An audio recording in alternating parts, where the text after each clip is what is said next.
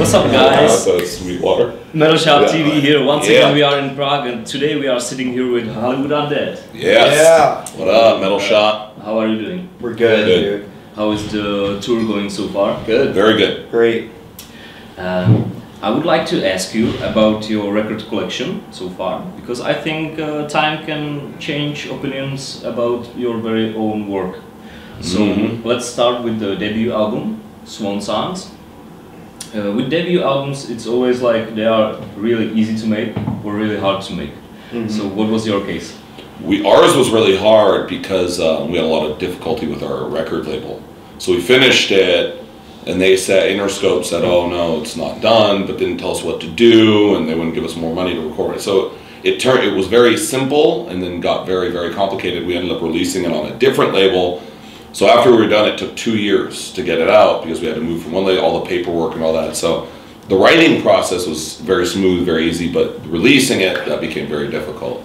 Yeah. Yeah. That record had a couple of huge singles, and it was very successful. So how was it for you to have such a huge success after a relatively small time? I mean, obviously that's what we were working for, so we were all really happy. I mean, looking back on the record now, it's funny because someone asked me this question yesterday, if I would do something different. I don't know about them, but it's weird because there's a lot of things I'm like, God, that's not, I would have done something different, but at the same time, how can you say that about something that got you somewhere you wanted to go? So it's a love-hate relationship, I think, for me with Swan Songs. Yeah, and, yeah. You know. There's definitely words on the album I wouldn't have used that I think held us back. You know, the F word and not fuck. The other one, you know, that he calls me all the time. But I would take those off. I think that held us back. So that's the only regret I have of that record, was using that word, especially since that record came out. Right? Yeah. No, I mean, creatively, you know, you write songs about stuff that you're going through at the time. I have never met a band that isn't like loves their first record. We were really young too, so your concerns, your thought process is that of a very young person. So looking back, I'm like, oh, what an idiot. But at the same time, you're supposed to be an idiot. You're a kid. You know what I mean? So there's no reason to judge it. But I think certainly we've grown a lot, songwriters. And I think every band looks back at their first record and cringes a little bit. You know? Of course. It's like, we're no different. It's the same thing. Yeah, except Everywhere I Go is still the greatest song that we wrote. Okay, so let's go to the next record. That was American Tragedy. Yeah. Change of singer. I think you got the most out of it. I think it went really well. Yeah. Looking back, was it a very difficult time period for you, would you say? No, that was a fun time period. For me, that was my favorite writing process. It's probably my favorite record too that we ever. It's right up there. Yeah, for me too. It's definitely. I definitely think you know, the follow up to your debut is a very dangerous thing, especially if you've had success. And in my opinion, I think because of that, with that pressure, we knew that. I think American Tragedy is at least our best record, or tied right up there with the best record. I think we just killed Swan Songs with it, which is always the goal when you write a second record. But yeah, there were challenges. Like you said, we had a new singer. You don't know how you're going to work with someone until you're doing it. So there was all these challenges. But to be honest, the transition was like, it was seamless. There was never a day where I was like, is this going to work? We got in the studio, we did it, and we had a lot of fun. We recorded in New York for a while. So we had a lot of fun doing it. There was a lot of good times. I think everybody found their niche in the band and kind of did what they were really good at, and we joined forces, and I think we made a really good record on the second one. There's always the fear though, because you know, the sophomore slump. So writing it was fun, and I think it came out amazing, but there's still, in the back of my mind, there's still that fear, like, is this going to work? Because most bands fail after their first record, like 90% of them. Yeah. So to me, I was nervous, like, this might be the end, I don't know, you didn't have no idea. Until we released it, and it got like overwhelming, you know, good reviews, and you know, sold a ton. Yeah, sold a ton. So I was relieved to see that, because I was actually scared, like, this might not work, this might be it, because that happens to so many bands, you know. Unfortunately, like, the music industry is an unforgiving place, and you can be gone like that. Yeah, if you don't make hits or whatever, you know. Yeah. Well, I discovered you through that record, and that was my jam at high school. So. Oh yeah. Me too. I was in high school when we wrote it. I graduated right after it came out. Were you guys pen pals in high school? Yeah, we used to write. We went together. Yeah, love letters before I came out. Check high. Okay, that record contained the big single from that record was "Been to Hell." Was it?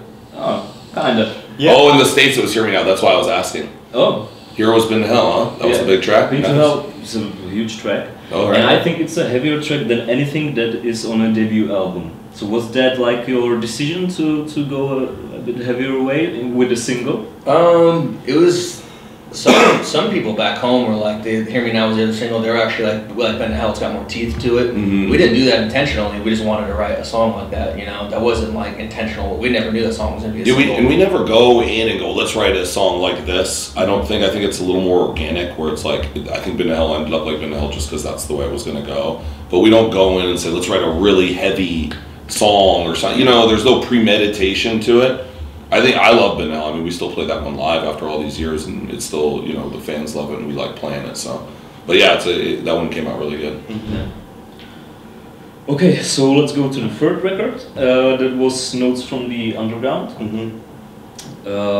What I think about that record is that you've taken the American tragedy and pushed it to the next level. You've taken what worked and pushed it further. Is that right? I mean, Notes is actually probably my favorite record that we did, just because particular songs on it. Like for me anyway, I like it because it's so dark. There's so much dark stuff on it, which is more my vibe and stuff. So I've always really liked that record. That record was really difficult because that very same label that released Swan Songs of American Tragedy went out of business right after we put out Notes. So that was probably the most difficult record cycle we've ever had because you don't have a label. We fired our manager because he was an asshole, and he like kind of juked us, and it was just, so we didn't have a manager. You go from being up here, oh yeah, we're doing this, we're on cloud 9, to now you have nothing, no bass, no label, no nothing. So that was definitely the most difficult cycle, even though it was my favorite record. Did we go to Europe on that cycle? No, we didn't come to Europe.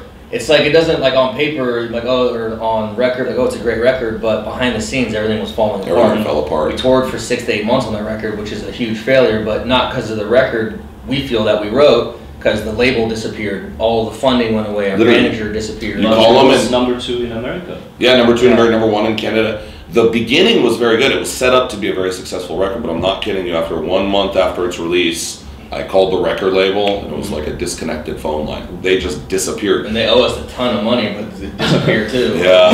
No, that's this guy, James Diener. He's a piece of shit. And Ben Berkman. And Ron Lafitte was our manager at the time. Piece of shit. I would love to do a drive-by of them together. But hey, that's the business.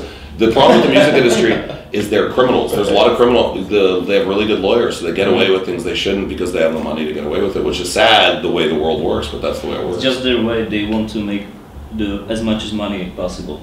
Yeah, and they don't care if it ruins someone's life. Like if they make people homeless to make money, they're more than happy to do so. You have to be successful in business. Thank you, businessman. That makes sense. What's great about nowadays in technology is that artists don't need these assholes anymore. They don't need these scumbags. They can actually, you know, create up your own SoundCloud, sell your own music. The artist should always make the most money and then filter the other way. Right now, it's like everyone makes money. Here's the artist, and it trickles down. It should be the other way. The artist makes the most money. Now it's finally starting to turn around. The traditional deal is a label gets about 84% of all profit from a record, which is crazy because the right, you know what I mean? Yeah. So now it's turning because of Spotify and things like that. Now the money, there'll never be as much money as there was when they used to sell tons of records. But I'd almost rather take a hit to know that they're not making that much money, even if it affects me badly, because the way they've behaved for all these years. The record industry caused its own destruction. It wasn't fans. They kept ripping kids off, charging $20 for a record, and going way above and beyond to really rob people. And eventually people were like, I'm going to find another way to get music because it's not worth getting robbed over by these guys. But it was never the artists. So the sad part is the fans and the artists were affected, and it was all created by these guys in suits in offices that have nothing to do with music. And they signed like 7 records or something like that. Yeah, which at the time you think that's a good thing at the time because you think, oh, I have job security. I have 7 records. But the second they don't want you, they just let you go. You're gone. Okay, so that record. So the third record contained... You like that? Sorry, go ahead. The third record contained single We Are. That was a big single. You worked on it with clown from Slipknot. Yeah, he did our video. I think for me it's the best, your best video so far. Oh. What was it like to work with him? I don't remember. I was so drunk. It was cool though. We did it in an old abandoned hospital in LA. Scary. So it's like you go so far underneath the ground. There's like abandoned morgues, and the whole building's empty. It's trash. It was a lot of fun. He's a very nice guy. He's like one of the nicest guys I've ever met. Really creative too. Very like he actually had a lot of it. He has a vision. True art. More so than other directors. Most directors are like okay, like they don't really care. He was like, you know, he really brought something to the table, but he also allowed you to have like he called each of us individually and talked to each of us for like an hour about what we wanted to make sure that he was going down the road we wanted. I've never gotten a call from a video director before a video. Yeah. So I mean that's pretty cool, and especially a guy like him who has a lot of a lot going for himself to spend his time and really care about what we felt about the video.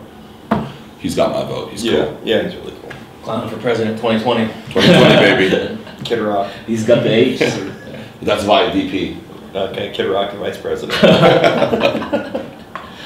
Okay, so the fourth one, Day of the Dead, contains like a darker songs like Dark Places, but also like party smashers like Party by Myself and War Child. I like that name, Party Smasher. You want to hear a Party Smasher? Yeah, I like that. It is a party You smasher. can say tonight to the crowd. Yeah, you want to hear a party smasher? Yeah. I'll be there. So. Alright, yeah. Okay, so who is the party guy in the band?